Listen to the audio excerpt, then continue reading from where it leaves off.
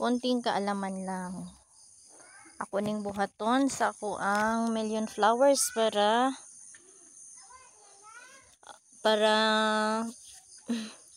mo tambok na sa diya mga saha or sanga-sanga, di ba?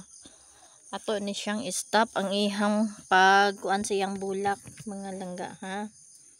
So mo ni na mo ni siya mga langga. Mo ni siya ang akong stop kay so patay naman ni siya paingon. And then para sad kani siya mo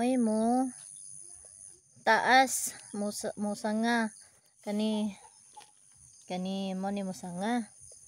Ako ni siyang ikat. Ikat na to ni siya.